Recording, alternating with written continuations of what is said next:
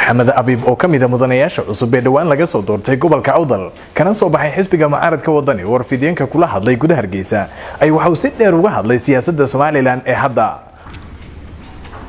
doorashadaas waxay muujisay nooca doorista shacabka waxay muujisay inay ka daaleen siyaasiyiin markay codka shacabka soo helaan ka beedho wixii codka lagu siiyay waana sababta keentay in rag badan oo awoodda dawladnimada lagu cadaadinayay inay soo baxaan golayaasha kala duwan ee qaran ka mid noqdaan sidoo kale shacabku waxay ilaamiyeen inay isbedel doonayaan isbedelkaasina waxay ku muujiyeen waayo doorasho qaran waa tii madaxtooyada iyo tii golayaasha wakiilada golihii wakiilada ay xisbiyada mucaaradka raggii ka sharaxnaabay codka siiyeen oo kuraasidii ugu badnaa labada xisbiya mucaaradka helo 250 helay kursi kumay qancin dawladdu madaxweynaha jamhuuriyadda mudane Muuse Biixi Cabdi wuxuu madaxweyne ku yahay codka shacabka raggii ololeeyay baan kamid ahaa waa lagu ixtiraamay oo si sharaf leh baa xilka loogu wareejiyay cidina ma hor istaagin xildhibaanada baarlamaanka ee la doonayo in la inqilaabo shacabka codka siiyay shacabka doonaya cid inaanay cadeeyeen inaanay ku qanacsaneyn nidaamka dawladnimadu ugu tagrifasho awoodii dastuuriga ahayd sidaa darteed waxa u baahdeen wakiilo ka hor istaaga oo la xisaabtama dawladnimada sidaa darteed bay ugu codeeyeen maxaa la dhahaa raggii ka sharaxna xisaabta mucaaradka anigu aan kamid ah ma aha awood la inqilaabi karo ma aha awood lacag goyn karto ma aha awood xoog lagu banaysan karo haddii aan dastuurkii dalka la laabin waxaan leenahay xisbiga kulmiye iyo xukuumaddiisa la ixtiraamo doonista shacabka oo laga daayo farafaraynta golaha wakiilada waana sugaynaa inta waqtiga dastuurku uu ogol yahay xukuumadda iyo madaxweynaha inay iskugu yeedhaan golaha intay haystaan fursadeeda waan sugaynaa محمد أبيب ayaa sidoo kale kulan warbaahineedkiisan ku soo qaaday dhalinyaro dhawaan laga soo xidhxidhay magaalada Boorame ee xarunta gobolka Awdal kuwaas oo la tilmaamay inay siteen calanka Soomaaliya la yaab leh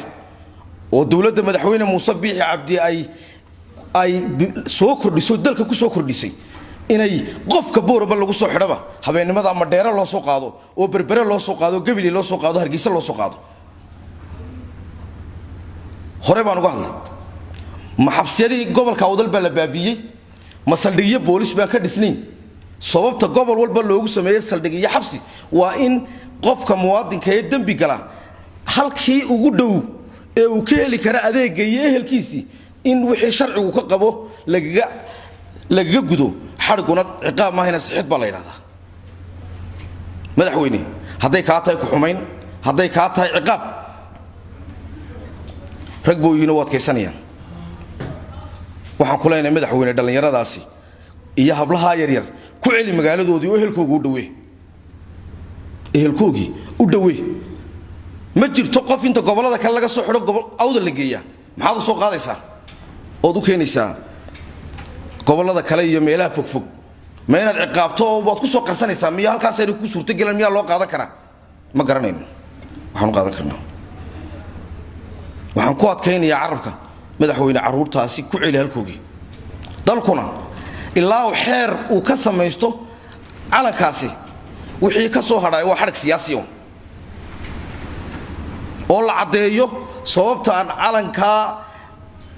uu dambiga u yahay marka lagu qaato Soomaaliland maadaama aan isku hayno dantii naga dhaxaysay taana golaha wakiilada ee aan ka mid ka ahay cusub baa laga rabaa waana keeni doonaa insha Allah taala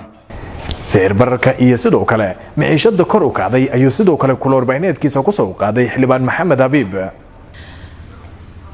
culaysyada waaweyn ee jira waxa kamid ah sicir bararka xarkaha goostay ee ku dhacay maciishada maxaa la yiraahdaa qowtal daruuriga dalka in dawladdu waxba iska weydiinay ee hantida qaranka ee diidan yihiin waxay golaha uga cararayaan waa hantida in la iskaga daba yimaado waa xeerarka keenaya in la iskaga daba yimaado maciishad bararka waxay uga cararayaan in mucaaradku uu golaha hogaamiyo waxay doonayaan waxaasoo kale qarinayaan shacabka dhibay ee libilaabay qowtal daruurigii dadku ay cunayeen dhibaatada ku qabaan dadkeena danyarta u badan ee Soomaaliland gobolba jooga ugu dambeyntiina shacbiga Soomaaliland ayuu fariin u diray xildhibaanku markii ugu horeysay laba xisbi heshiiyaan maaha ay isbahaystaan 2005 hore u dhacday 2005 markii hore u dhacday waa ogeedeen kursiga gudoomiyaha ku xigeenka koowaad iyo ka labaad halkay mareen gobollo isku mid ah qaatay maanta way ka duwan tahay taasi sababta ka duwanaanshaana waxa ku sheegaya waa shaqada xisbiga kulmiye shaqada 2005 saddexda kursiga isku xigeba gobolada dhexe lagu siiyay ee lagaga saaray wixii ummaddu heshiiska ku ahayd hawada lagaga saaray maanta laakiin labada xisbiya wadan iyo cid waxay ixtiraameen heshiiskii shirkii boorame heshiiskaasi sida uu maanta u yaalo gudoomiyaha ku xigeenka iyo koowaad iyo labaad ayaa shirkii boorame u ahaa madaxweynuhu markii uu madaxweynaha noqday aad buu isku bedelay wuxuu bilaabay inuu hal u guro oo maalin dikreeto kasta uu soo saariyo shaqo kasta uu qabto uu baabiyo kursi awda leedahay wuxuu marayaa kursigii dhowriyo tobnaad Soomaalida oo ixtiraameed maxaa u dambeeyo ka la sida u dambeeyay kursigii golaha wakiilada ee Axmed Yaasiin ku fadhiyay ee xisbiga kulmiye ka yimiday ee dawladii uu dhaxlay kulmiye madaxweyne Axmed Maxamuud Siilaanyo ragiisii ay gudoomiye ku xigeenka koowaad kaga dhigeen madaxweyne Muuse xukuumaddiisa hogaaminaya waxay goosteen kursiga meesha ka saaraan waana ta keentay in xildhibaanadii kulmiye ay saxaafadda ka hadlaan keentay way wuxuu hore u baabiyay hay'ado badan oo dadka reer wadal mas'uul ka ahaayeen Faisal Maxamed Adam Faisal FIFA TV Somali Cable Hargeysa